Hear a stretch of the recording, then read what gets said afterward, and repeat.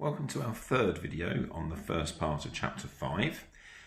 Here, the main difference with our collision with a fixed surface is that we're not given speeds anymore, we're actually given the velocities with which the particle hits the wall, and we've got the velocities in vector form.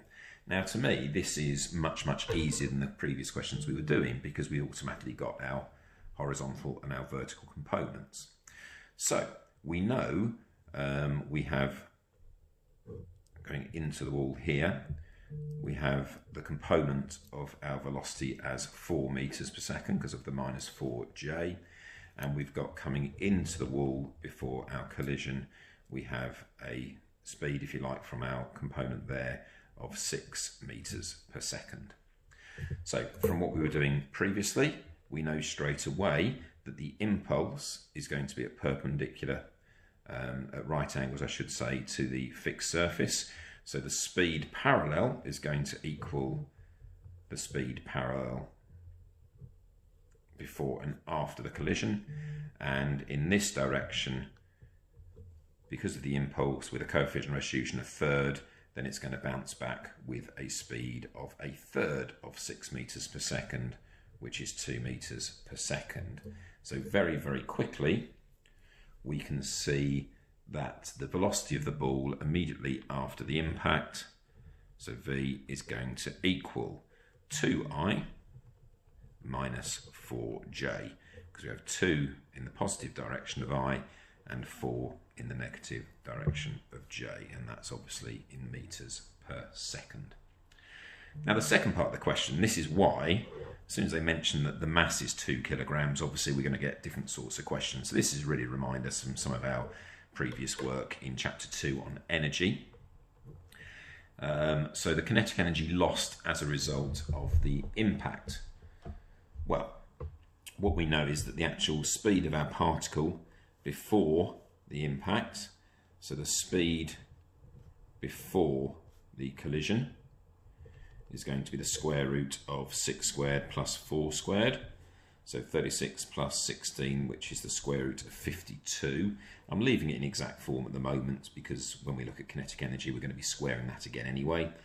And the speed after the collision is going to be the square root, looking in the wrong place, of 2 squared plus 4 squared, which is the square root of 20. So the kinetic energy lost is our kinetic energy at the start. Now the mass is 2, so we've got a half of 2, which cancels out, root 52 squared, minus the kinetic energy at the end, which is root 20 squared. And you can see why I haven't bothered to work out those earlier. So it's 52 minus 20, so the kinetic energy lost is going to be 32 joules.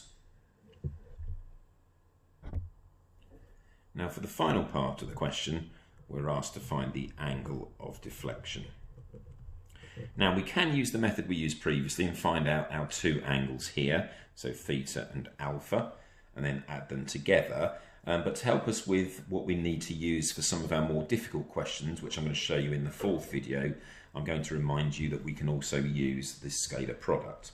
Now the scalar product, if you remember, gives us that the angle between two vectors, or the cos of the angle, the cosine of the angle, is equal to u dot v over the modulus of u times by the modulus of v. Okay, and that is a way of finding our angle between the two vectors. And as I showed you before, that is also equal to our angle of deflection. So in this case, we know cos theta is going to equal, so our two vectors, if I just rewrite them here for us so we can see what we're doing. So u is minus 6i minus 4j, that is the velocity before the collision, and v was 2i minus 4j.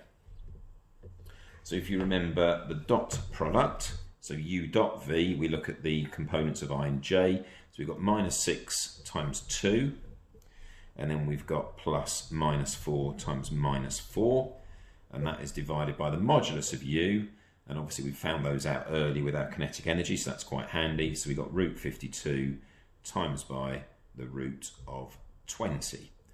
So that means the cos of theta is going to equal minus 12 plus 16. So we've got 4 divided by the square root of 52 times the root of 20, and that's going to equal 1 over root 65. And therefore theta, which is our angle of deflection because it's the angle between the two vectors, is going to equal 82.9 degrees.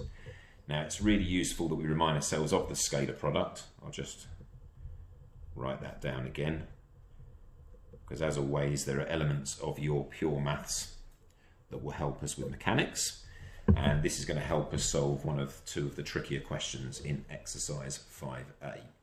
So here you should be able to get up to question 10 with no problem at all, and then I'm going to do a video showing you question 11 to finish off the 4th video in this first section on our 2-dimensional collisions. So good luck with those questions, and I'll see you again soon.